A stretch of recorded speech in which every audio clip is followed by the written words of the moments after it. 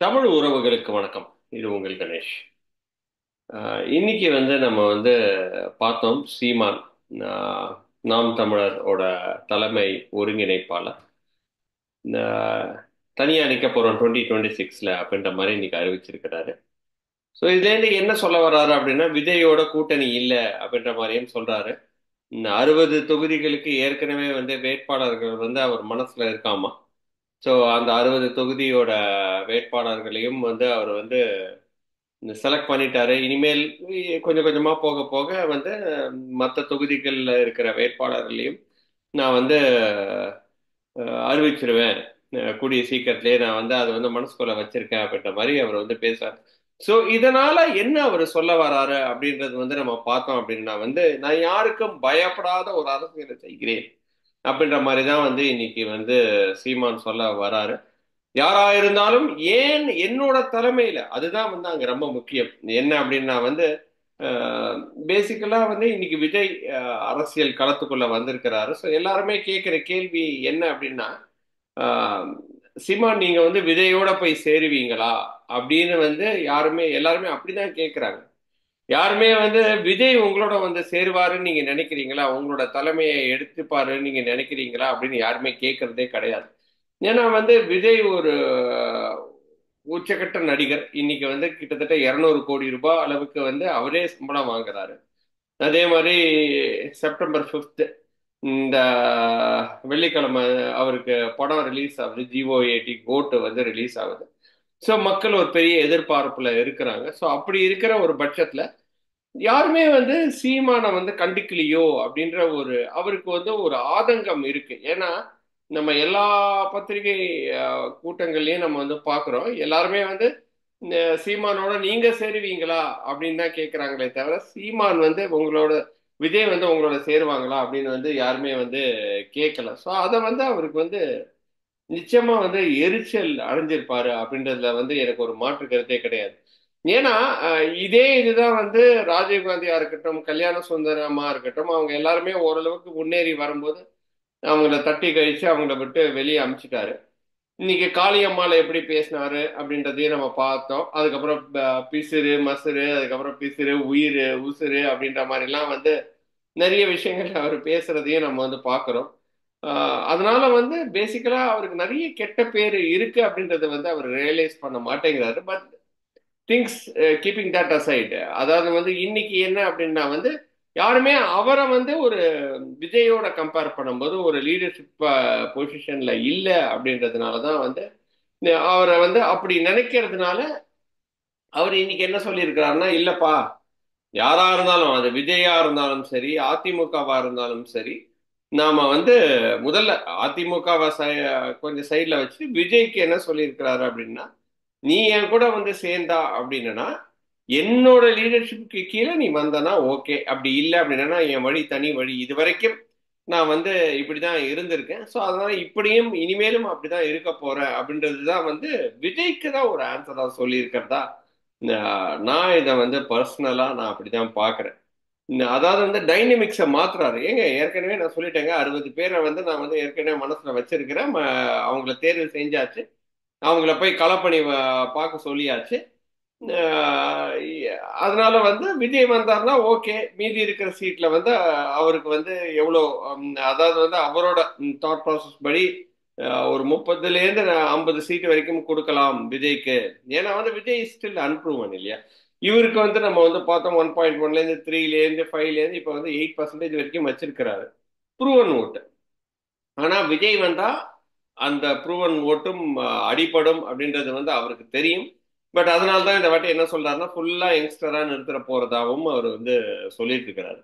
So இப்படி இருக்கிற பட்சத்துல விஜய்க்கு தான் இந்த ஆன்சர் அப்படின்றது தான் என்னோட முக்கியமான ஒரு தாட் ப்ராசஸா இருக்கு. அதே நேரத்துல இன்னைக்கு இன்னைக்கு விஜய் உள்ள வந்திருக்கிறதுனால அவருக்கு ஓட்டு சதவீதம் அதிகரிக்குமா குறையுமா அப்படின்னு பார்த்தா நிச்சயமா குறையும். ஏன்னா எங்களோட ஆய்வுபடி நாங்க ஆய்வு நடத்துறோம், சீமானுக்கு தமிழ் தேசியத்தினால வர ஓட்டு பர்சன்டேஜ் எவ்வளோ அப்படின்னு பார்த்தோன்னா 1.5% தான். 100ல் 1லேருந்து 1.5% அது எந்த ஏரியாவில் நம்ம வந்து எடுக்கிறோன்றதை பொறுத்து 1.5 இல்லை மேக்ஸிமம் 2% கூட வச்சுக்கலாம். 100ல் 2 பேர் வந்து தமிழ் தேசியத்துக்காக தமிழர் பண்பாடு தமிழர் கலாச்சாரம் அப்படின்னு பார்க்குறவங்க வந்து ஓட்டு போடுறது வந்து 2%ஆக இருக்கு. பட் மற்ற யாருடா இந்த மீதி 6% அப்படின்னு நம்ம வந்து பார்த்தோம் அப்படின்னா வந்து ஆஹ், நிறைய பேர் வந்து தாழ்த்தப்பட்ட சமுதாயத்தை சேர்ந்தவர்கள். தாழ்த்தப்பட்ட சமுதாயத்தை சேர்ந்தவர்களும் இதை விட முக்கியம் என்ன அப்படின்னா எல்லாருமே இளைஞர்கள். இளைஞர்கள் எல்லாருமே வந்து அவங்க யாரு அப்படின்னு நீங்க திருப்பியும் வந்து பாத்தீங்கன்னா ஒரு கிராமத்துல வந்து அது ஒரு ஒரு அதாவது வந்து ரொம்ப வேலையெல்லாம் இல்லாம அவங்க கூலி தொழிலாளியா இருக்கிறவங்க, முன்னுக்கு வரணும்னு நினைக்கிறவங்க, பெரிய ஒரு அதாவது பணபலமோ படிப்பு பலமோ இல்லாதவங்க தான் சீமானுக்கு அந்த இடத்துல வந்து சப்போர்ட் பண்றாங்க. அதே மாதிரி ஒரு சப்போர்ட் ஸ்ட்ரக்சர் தான் வந்து விஜய்க்கும் இருக்கிறது அப்படின்றதுல வந்து எனக்கு மாற்று கருத்தே கிடையாது. அதுதான் வந்து நாங்க வந்து கொஞ்சம் கொஞ்சமா ஆய்வு பண்ணிட்டு இருக்கோம். இவங்க 2 பேருக்கு இருக்கிற காமன் ஓட்டு என்ன, அப்படி அந்த அந்த சேம் ஓட் பர்சன்டேஜ்ல இருக்கிறவங்க சீமானுக்கு ஓட்டு போடுவாங்களா இல்ல விஜய்க்கு ஓட்டு போடுவாங்களா அப்படின்னு வந்து பார்க்கும்போது இனிஷியலா என்ன ஆகுது அப்படின்னா வந்து நிறைய பேருனா வந்து நான் வந்து 2% நீங்க எடுத்துருங்க 8%ல இருந்து அப்ப 6% இருக்குல்ல, அந்த 6%ல இன்னைக்கு வந்து 2.5% வந்து விஜய்க்கு ஓட்டு போடுவோம். ஏன்னா விஜய் வந்து என்ன கோட்பாடு என்ன கொள்கை எந்த மாதிரி ஒரு அரசியல் தத்துவத்தோட வரப்போறாருன்னு இன்னும் தெரியல. அவர் இன்னும் வந்து இளைஞர்களை நோக்கி அவர் பேசல. பெரிய ஒரு அரசியல் தடம் பதிக்காத இந்த நேரத்திலேயே விஜய் உள்ள வந்தாரா அப்படின்னா 2.5% வந்து இனி ஏற்கனவே வந்து விஜய்க்கு போயாச்சு. அப்படின்னா அந்த 6.5லேருந்து வந்து நீங்க வந்து 6% 2.5 எடுத்தனா நீங்க வந்து மீதி 3.5 தான் இருக்கு. ஸோ 1.5% ப்ளஸ் 3.5 அப்படின்னு பார்த்தா 5%, ஏற்கனவே 3% வந்து விஜய்க்கு அவர் வந்து விட்டு கொடுத்த மாதிரி தான் இப்போதைக்கு கணக்குகள் வந்து காட்டுது. ஸோ இதெல்லாம் வந்து ரொம்ப ஏர்லி ஸ்டேஜஸ். இது வந்து அந்த அந்த 2.5% வந்து ஜாஸ்தியும் ஆகலாம் கம்மியும் ஆகலாம். அவர் இன்னைக்கு வந்து 2.5% வந்து சீமான் கிட்டேருந்து வெளியேறுது அப்படின்றது தான் வந்து நிசத்தமான உண்மை. அந்த உண்மையை மறைக்கிறதுக்கு தான் இன்னைக்கு வந்து என்ன பண்றாரு அப்படின்னா வந்து விஜய்கிட்ட வந்து சொல்லாம சொல்றாரு, நீ வந்து என் கூட வந்து சேர்ந்துரு, ஏன்னா வந்து நான் உங்ககிட்ட வந்து சேர முடியாது அப்படின்ற மாதிரி அவர் வந்து நீங்க வரீங்களோ வரலையோ அதை பத்தி எனக்கு கவலை இல்லை அப்படின்னு சொல்லிட்டு அந்த அந்த ஒரு பயத்தை மறைக்கிறதுக்கு தான் இந்த மாதிரி ஒரு ஆக்ஷன்ஸ் எடுக்கிறாரோ அப்படின்ற மாதிரி எனக்கு தோணி இருக்கு. இது என்னோட அனாலிசிஸ், அவ்வளவுதான். இது என்னோட அனாலிசிஸ். அதுக்கு மேல சீமான் வந்து இப்ப பண்ற அரசியல் வந்து நிறைய நடுநிலைமையில இருக்கிறவங்களுக்கு வந்து ரொம்ப பிடிக்க மாட்டேங்குது அப்படின்னு சொல்றதுதான் வந்து ரொம்ப முக்கியமான ஒரு விஷயமா இருக்கு. அதான் நடுநிலைமையாளர்கள், அதாவது வந்து யாருன்னா அவங்களுக்கு திமுகவும் பிடிக்காது அதிமுகவும் பிடிக்காது. ஆனா வந்து அவங்க வந்து இவ்வளவு நாளா வந்து சீமானுக்கு ஓட்டு போட்டிருந்தாங்க. அவங்க என்ன பண்றாங்க அப்படின்னா சீமானோட செயல்பாடுகளை பார்க்கும்போது அவங்க வந்து அதிருப்தியா இருக்கு அப்படின்னு சொல்லியிருக்காங்க.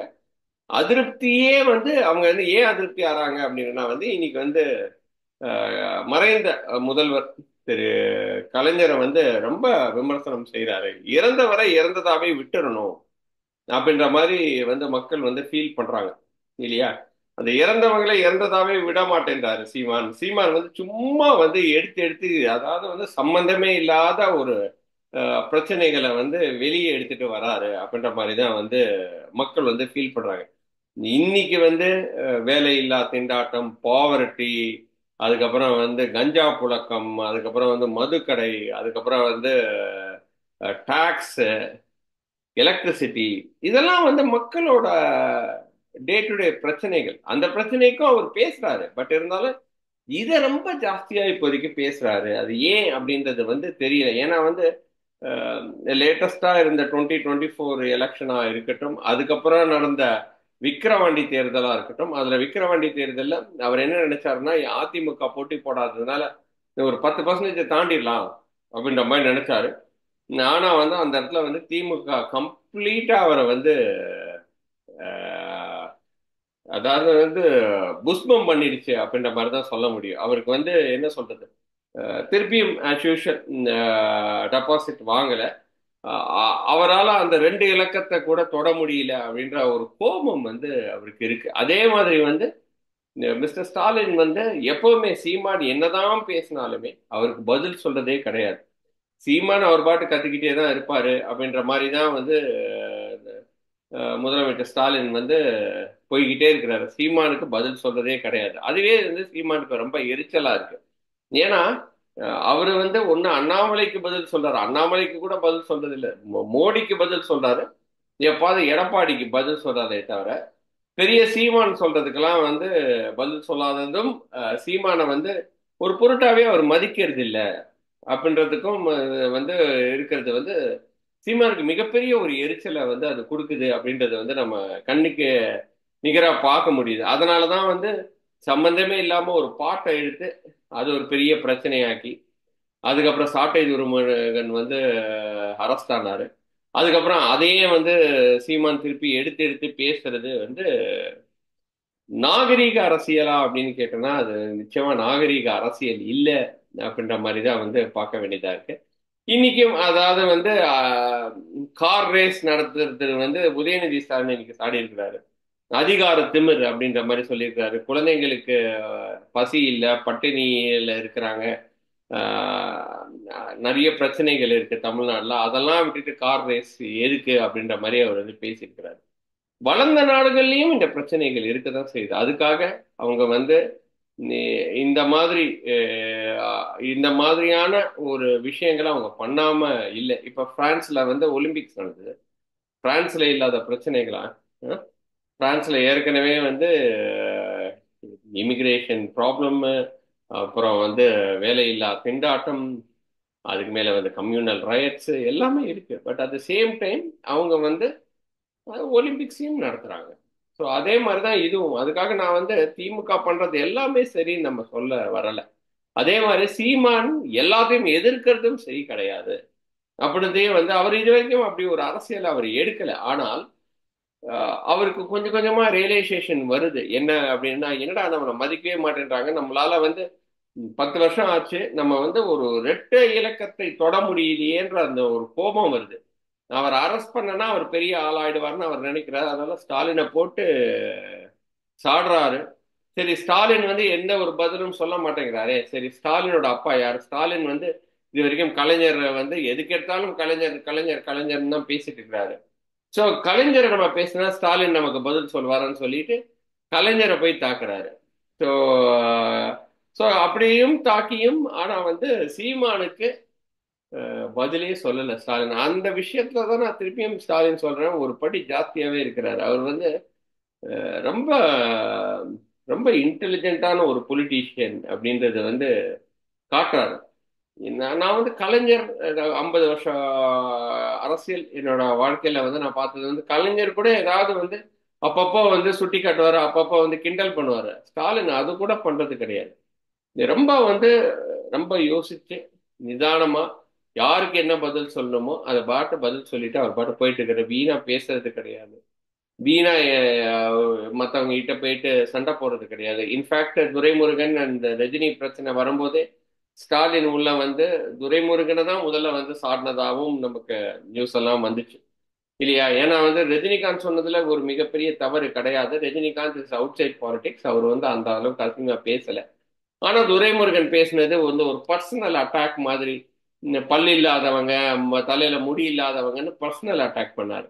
ஆனா ரஜினி அப்படி பேசல. அவர் வந்து வயதானவர்ன்றது வந்து ஒரு சூசகமா தான் சொன்னாரு. அதை வந்து அவரோட பையனும் இன்ஃபேக்ட் பாலிடிக்ஸ்ல இருக்கான் அப்படின்ற அளவுக்கு வந்து அவர் சூசகமா தான் சொன்னாரு. அதையும் ஸ்டாலின் வந்து கரெக்டா உள்ள வந்து அது பெரிய இஷ்யூ ஆகாம அதை வந்து அடக்கிட்டாரு. ஸோ இன்னைக்கு வந்து ஸ்டாலின் வந்து அமெரிக்காவுக்கு வந்திருக்கிறாரு. இன்னைக்குன்னா இன்னைக்கு கிடையாது, 2 3 நாள் ஆச்சு. அத வர்த்தக ரீதியா வர்த்தகத்தை வந்து விரிவுபடுத்துறதுக்கும் அதாவது இந்த ஃபாரின் இன்வெஸ்ட்மெண்ட்ஸ் இழுக்கிறதுக்கும் வந்திருக்கிறதா சொல்றாங்க. இந்த நேரத்திலும் நம்மளோட என்டிகே தலைவர் மிஸ்டர் அவர் சொல்லியிருக்கிறாரு, அதிகார திமிர் தான் காரணம் அப்படின்ற மாதிரி சொல்லியிருக்கிறார் சீமான். ஸோ இது வந்து கொஞ்சம் கொஞ்சமா சீமான் வந்து கொஞ்சம் அவரோட ஆட்டிடியூடை மாத்திக்கணும் அப்படின்ற மாதிரி தான் வந்து எனக்கு தனியா ஃபீல் ஆகுது.